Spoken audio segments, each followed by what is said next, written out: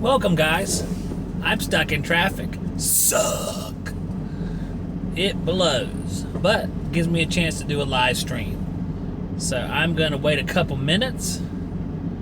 Then I am going to start the live stream. For reference, to the right here is Hugh McRae Park in central Wilmington, North Carolina. There's often traffic at the park here. At quitting time, 4 to 6 p.m., it's always like this. I'm a little surprised it's like this right now. But Wilmington is growing. UNCW is about a mile and a half or two in front of us here. So, a lot of kids at UNCW now. I don't know how many there were, but it seemed like there was like 10,000 when I went there in the late 90s. So, there's probably a lot more now. So, I'm going to slowly go through traffic. Slowly but surely. I can't believe we have 7 viewers. You guys should be at work. What are you doing? I'll give it about 20 more seconds and I'll start talking. Maybe it's a subject. Changing my business so that it will work for me. Just something I was thinking about. I don't know if it's worth 7 viewers. Shit, now there's 8. Holy crap. I better think of something good to say. Oh wait, back down to 7. Pressure's off.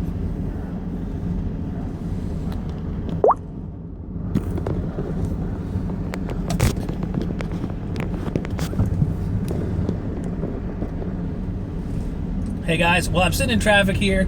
I don't know what's going on. I see people changing lanes in front of me. That's never good. But what I was going to talk about was changing my business so that it works for me. And whenever I went into business spur of the moment sort of thing. Wasn't even really half starting a business. Just still working with my father for the most part, late 2000s. And all of a sudden, I realized that I enjoyed it. I like being the boss. I like controlling the tone of the business, what the business does. But it was still never put together in a very organized way. I didn't start it with a lot of planning, because I was kind of thrust into it. But over the last few years, y'all have heard me say over and over again that I want to do only service work. I want to do only service work, and then the counter argument, I think Tim said, well, you can't send your install customers away. And that's a valid argument. You can't send them away or you end up losing the customer to whatever new business it is. Now, I had different options for that. I could always send my install customers to my father in exchange for service customers. He's still in the business of installing. That's mostly what he does. They do larger projects a lot of the time. Or I could I could just hire Palace to do the jobs. But Palace is a separate company, and he has his own things to do. So the scheduling would always be the main issue. Plus, as times go by and companies grow, there'll be less and less time to do that sort of sharing. I can always hire people to work for me, and I thought about doing that. I still, might get the apprentice. I haven't had any interest from anybody about doing the apprenticeship that I offered. I really haven't done a really wide-scale ad campaign to get somebody, but there's been no interest in it thus far, either way. So I started thinking to myself, how can I solve this problem? And I don't know if this will be the absolute end-all of the issue. But, one of my friends is Ralph, and Ralph is very big into inverters. Ralph loves inverters, number 1. Number 2, he hates 407C. Number 3, he hates Donald Trump. Loves inverters, hates 407C and Donald Trump. If you can find Donald Trump holding some 407C, Ralph might, he might just explode or spontaneously combust. But Ralph likes inverters. And inverters, like he said, and I agree with him, are the way of the future. Everything from even Amana's got an inverter coming, 20-series inverter. Train's had an inverter for a long time.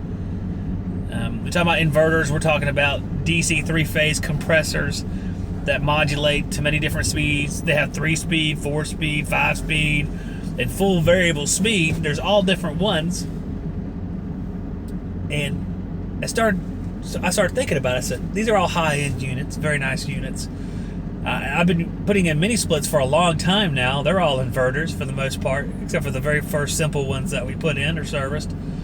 Almost all of them have been inverters. And I don't think that I've gone back to any of the ones that I put in. I only put in a very few. But I've only gone back to,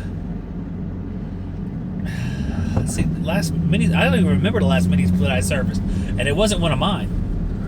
So all the ones that I put in, different brands, Samsung, even QuietSide, Fujitsu, Mitsubishi, they've all been fairly good. And they're all inverter technology.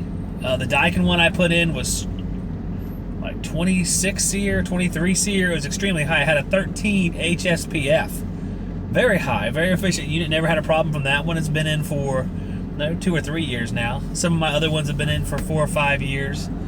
Panasonic one, I think, is 5 years old now. So my company's only 7, and my father, I helped him put in some older than that. About the only ones I remember having a problem with the LG units we originally put in, but that's been 10, 15 years ago. But the idea was, I started thinking about high-end stuff, and I had to go work on the Goodman unit I put in 2012 this morning. There'll be a video. I'm trying to videotape this whole day and put it together as one of the episode videos.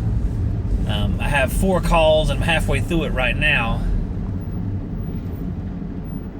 I'm letting somebody go in front of me. Very chivalrous. So I had 4 calls. I'm halfway through it right now. My next one is cleaning a couple coils, or cleaning 3 coils, outdoor coils, and then I have a troubleshooting call to wrap the day up, and then I have to take my daughter to dance class. The pressure's on. The pressure is on. So I started thinking, if I'm going to sell an install job, maybe I ought to make it worth my while. Not necessarily doesn't mean that I'm going to sell inverters. It just got me thinking about it. What if I sell only premium jobs? Don't even bother with selling things that are low end, unless it's something like one of my landlords or somebody like that needs something. It's hard to sell something fancy to a tenant landlord situation because the tenants trash the shit out of everything, and you really can't justify putting a whole lot of money and stuff when the tenants treat it like hell. But maybe next time I go into a sell for a personal home, somebody's business, maybe I'll just chop it off and say 15 SEER is a starting point. 15 SEER or high-end stuff, charge a good markup on it. So if I don't get a job, that's okay. I'm just going to do service. And if I do get the job, I can put the money into it, put the time into it to make an excellent job from start to finish. No more trying to squeeze things in on a budget. No more trying to fit stuff into, hey man, I got $4,000, I need to do a change out. You can't get much with $4,000 anymore. $4,000, you got yourself a condenser and coil change out. I like the Rheems. The Rheem inverters use a Copeland scroll, I guess, and I'm trying to get into the Rheem Academy to study that. Some of you guys have already, I've seen it online where you're doing the Rude stuff. Other people have gone to other inverter classes. I went to about 1/5 of an Amanda class, and I had to go to a job site.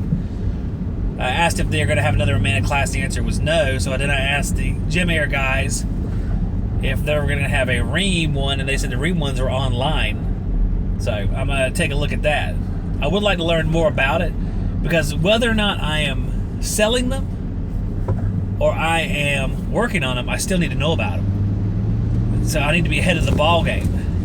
I need to be able to work on them even if I don't sell them, because I want to be only service, and that will encompass working on some of these units. Probably not a whole lot, but need to be familiar with them. And I studied the Bryant ones a little bit. I never sold one because I never made it to that class either. You can see the motif here is I don't like to go to class, but it's probably for the best that you do go to class.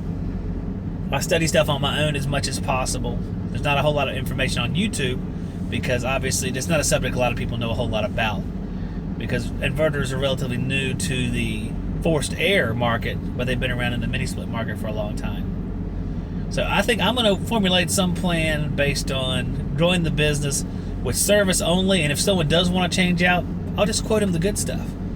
No crap, no bottom end stuff.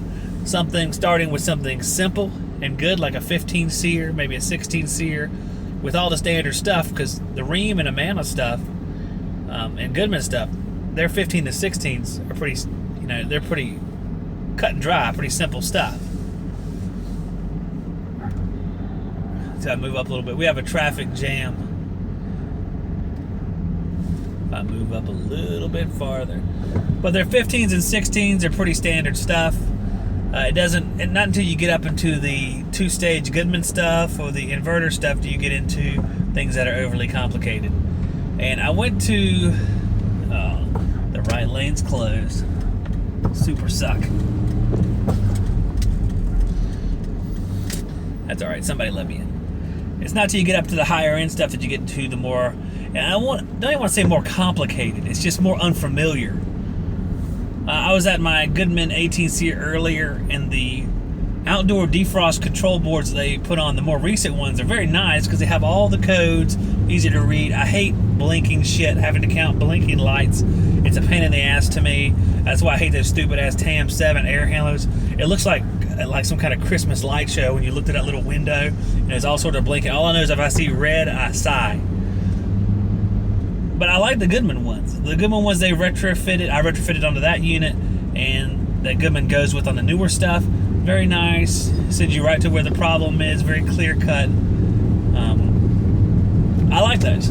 I don't know what there's a different name for it. It's the ComfortNet control boards. But I could probably deal with that. I do wish that the products were built a little bit better. It's all broad ocean stuff. The condenser fan motor, the variable speed condenser fan motor is broad ocean. So it just, I don't know. But tell me what you think, guys. I've always been a simple as best guy, and I'm probably still going to be a simple as best guy. But I want to get out of the installation game and stay in the service market as much as possible. So if I move over into the install market, I want it to be well worth my while. What do you guys do? Where do you find your successes? Some of you guys like install. I hate install. I don't like it. So if I go do it, I want to come back with a significant amount of money in my pocket. And that doesn't mean that I want to make more than I should. I just want to sell some good stuff. I'll give them a good product. I'll do a good job. But I want to make it worth my while every time I head over in that direction. I know it seems like John Israel said that at his new company, they sell a lot of inverters, and I guess they don't sell lower end stuff either. I see a lot of people who just stick with the upper end most of the time. I'm talking to you guys now. Is that the success you found? You just start, you don't start on the bottom, you pick a point where you want to start selling and you go higher than that? I know a lot of guys do the bottom half because it's tried and true technology, and I can't argue with that either, because I think it's nice to sell tried and true technology. But I do agree with Ralph. The times are changing and the inverters are going to take over. So to a certain degree, even though I know I have contactors on the truck, even though I know I have defrost controllers on the truck, this new technology that may or may not be problematic is coming to stay. So we can either get ahead of it or we can be caught off guard by it. So I guess the decision's coming that I would like to get ahead of it, probably. I just started thinking about this, and truthfully it was spurred by Ralph's love of inverters. So I guess I'll say thank you, Ralph, for loving those inverters, because you got me thinking. You guys tell me what you think of this subject. I'm out of the traffic now. My call's about a half a mile away. I'll let you see a little bit more traffic, and I'll see you guys on the next one.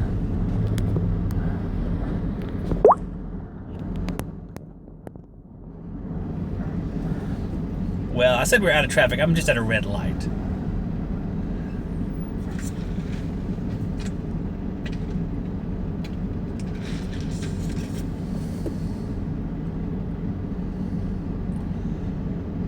Kind of a long one today. Had my lunch. I don't know what I'll call the video I've been filming today, but I'll call it something. It's probably going to be episode whatever I'm on, episode 11. Try to figure out. The episodes try to contain, and this is talking about Pro Channel videos, Talon 875 Pro. Episode videos typically contain some personal aspects along with the job aspects, just sort of a more behind the scenes of what it's like to be a small HVAC company where you do your own work.